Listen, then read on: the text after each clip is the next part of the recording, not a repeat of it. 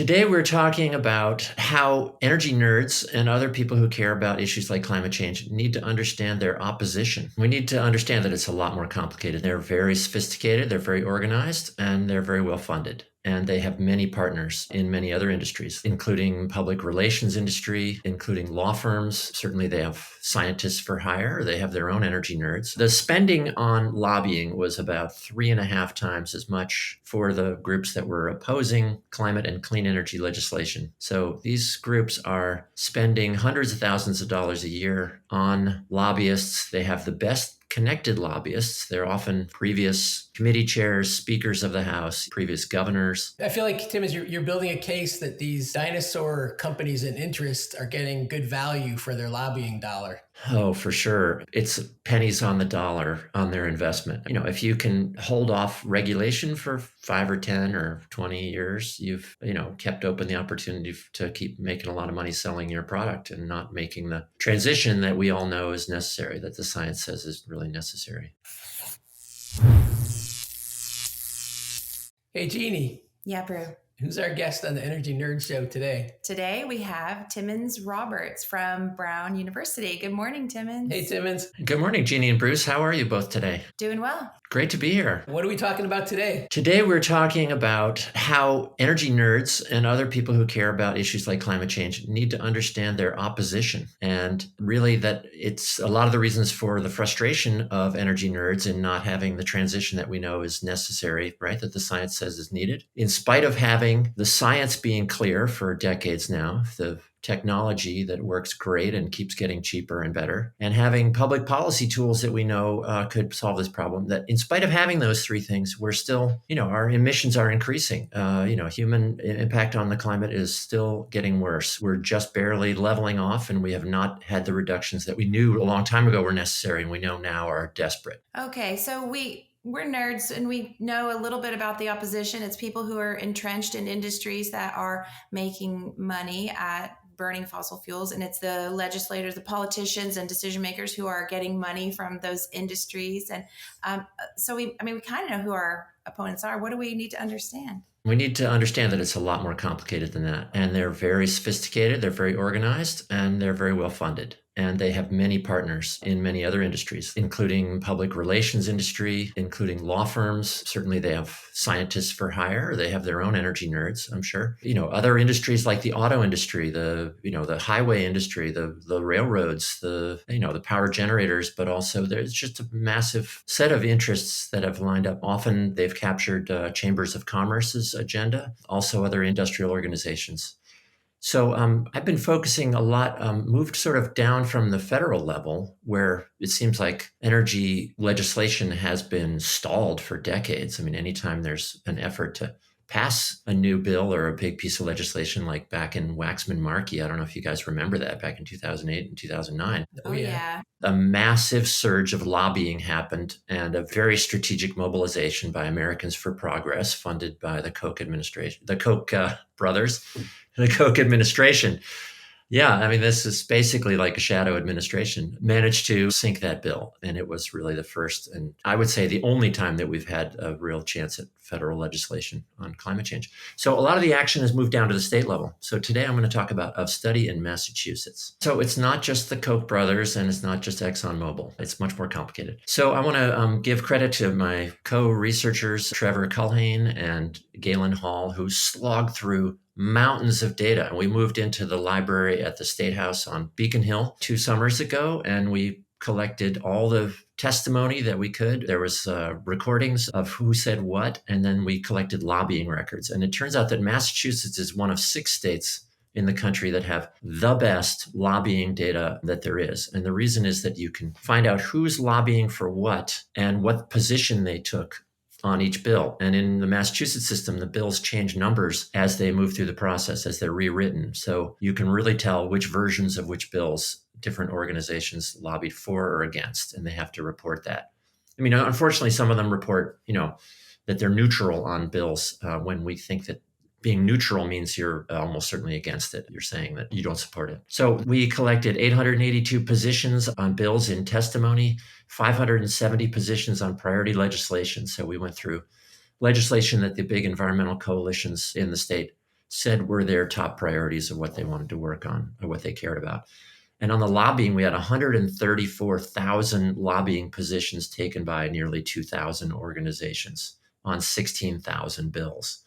So these are extraordinary data sets that we've managed to assemble. And, it took us over a year to pull all that together just for Massachusetts. Now we're doing it for 6 states across the country. What did you find? We found that, if you look at who testifies on clean energy legislation, you find that it's basically 9-1, that 9 times as many people show up and submit written testimony in support of these priority bills by the pro-climate action groups, then show up to oppose them. So on individuals, there's this figure here that you guys can pull up showing, in fact, that individuals, 90% are in favor of the climate action bills. Environmental movement organizations, of course, nearly all in favor. Government and planning, renewable energy. So it's kind of the groups you would expect are showing up to support bills. That sounds like great news, Timmons. It is great news. And if the legislators would just listen to the people, as they say, then we would be in a different situation. We also found that,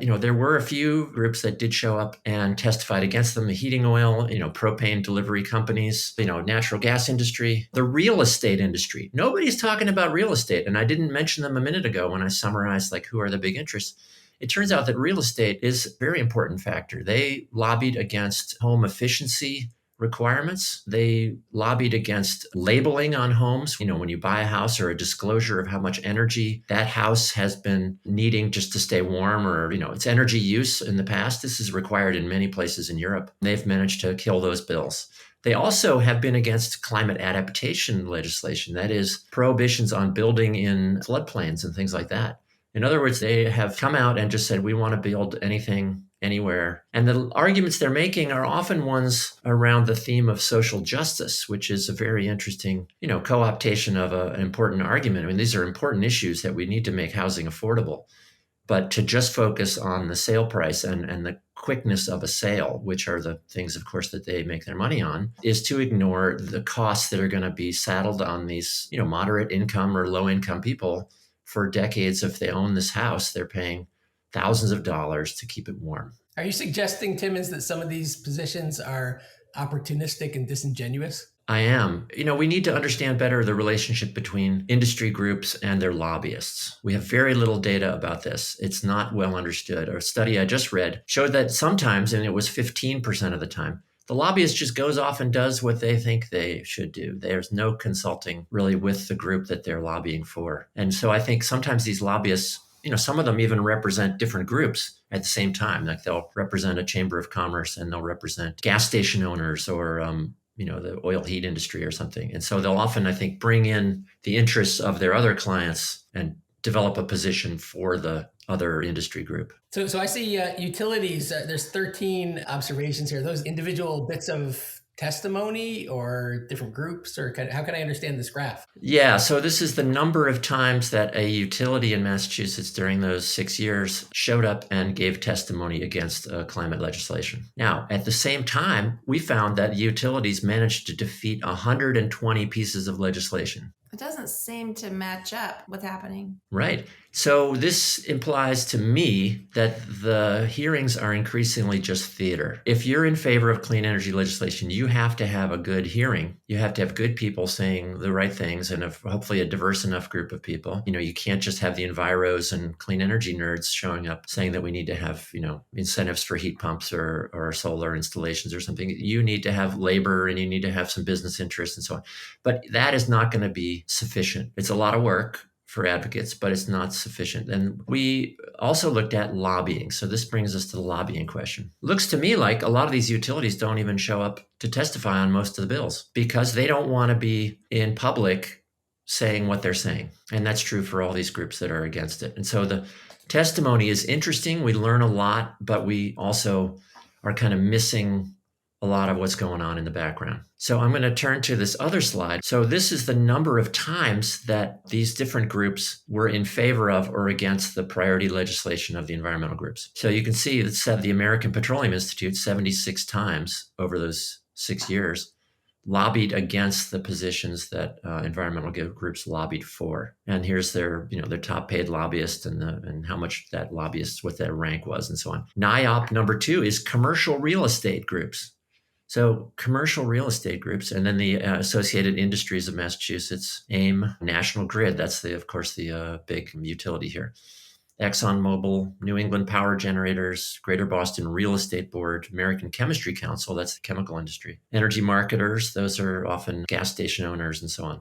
And Exelon. So you get the idea. A lot of these are really aligned with the fossil fuel industry, but are not only the fossil fuel industry. It's a much more complex set of groups. I feel like, Timmons, you're building a case that these dinosaur companies and interests are getting good value for their lobbying dollar.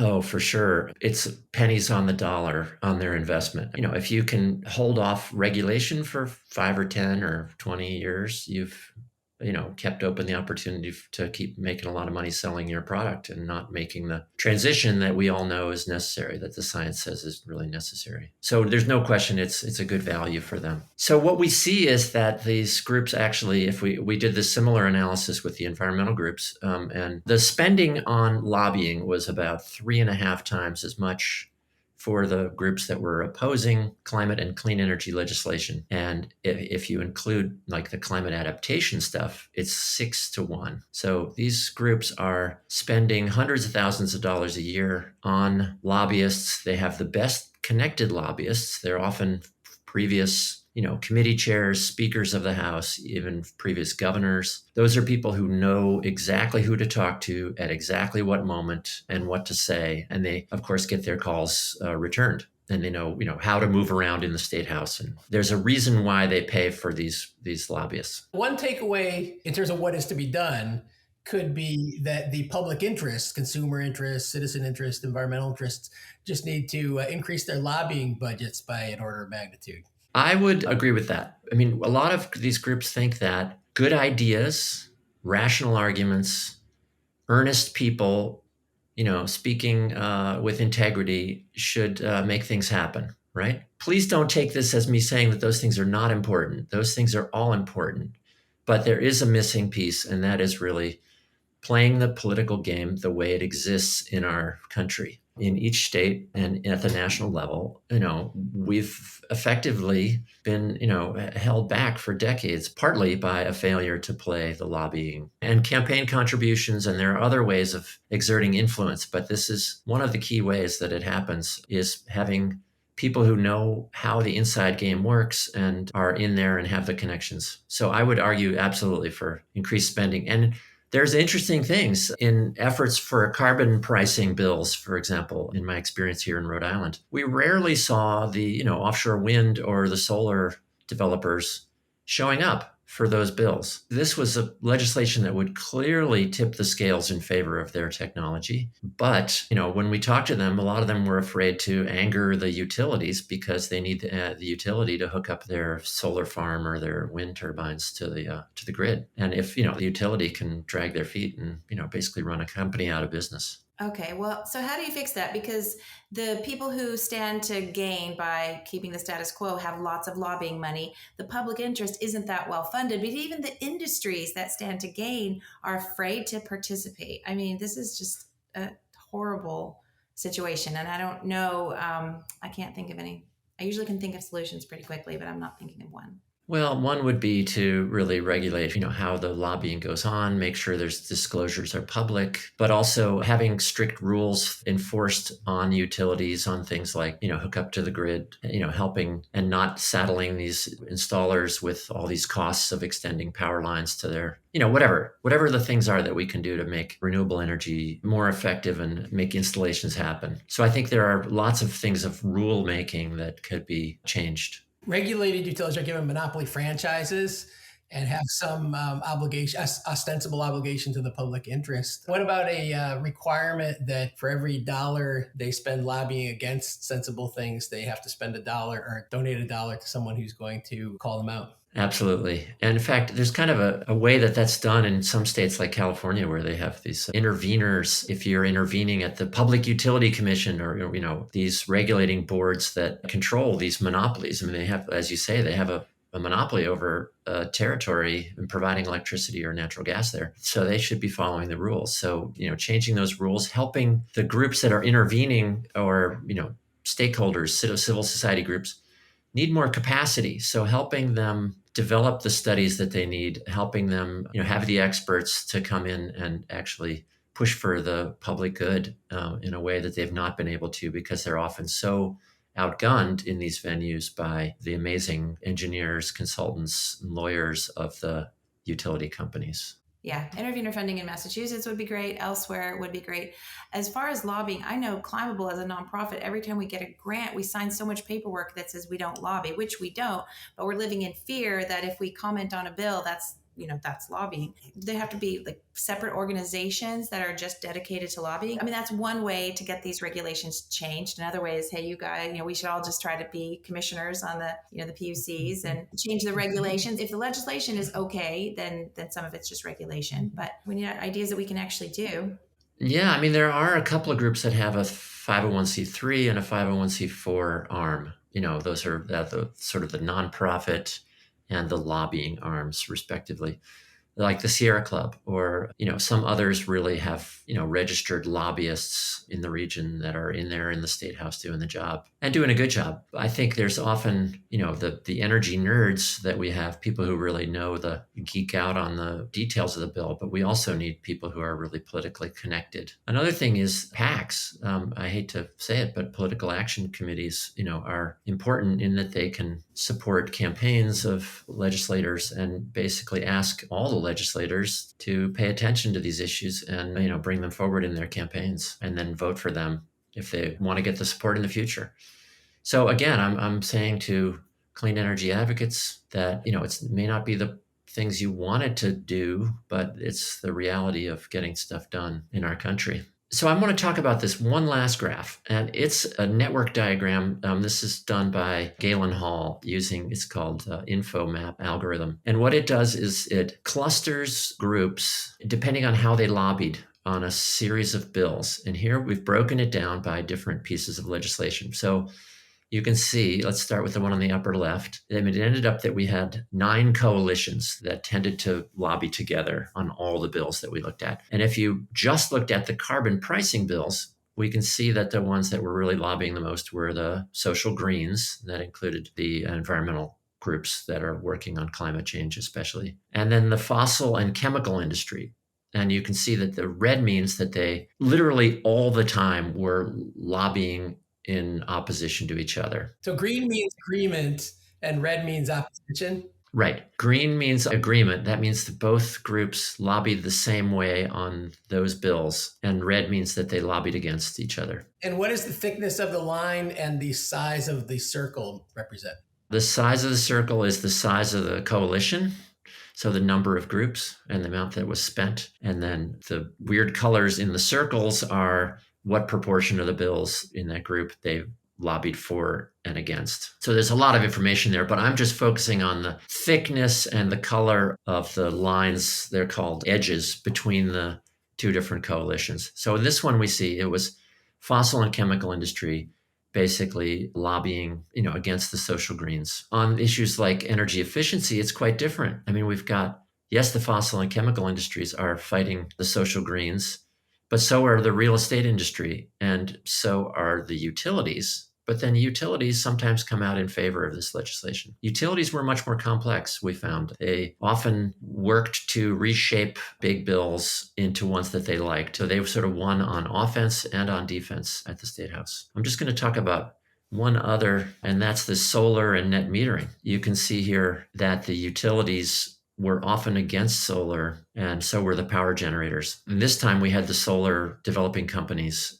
showing up as their own cluster. It showed that for distributed generation of electricity through solar, especially rooftop and small scale solar, the utilities don't like that very much. Very rarely did they. I mean, they're okay with large installations because they can make money transmitting it and building the infrastructure to connect them. But they often lobbied against solar. A lot of this was incentives. There was one more I wanted to talk about, which is right next to that, which ends up being a lot of the wind power bills, the renewable energy supply, which was focused on offshore wind. And here we see this other coalition, the hydro and wind coalition, coming in. And this time the utilities are not lobbying much against it. That is, they're okay with offshore wind because they can make money by transmitting the electricity and by building the infrastructure to get out there. And so there was sort of a balance on the, lobbying with or against the social greens. But then you can still see the power generators are fighting that. The incumbent power generators are not interested in new market entry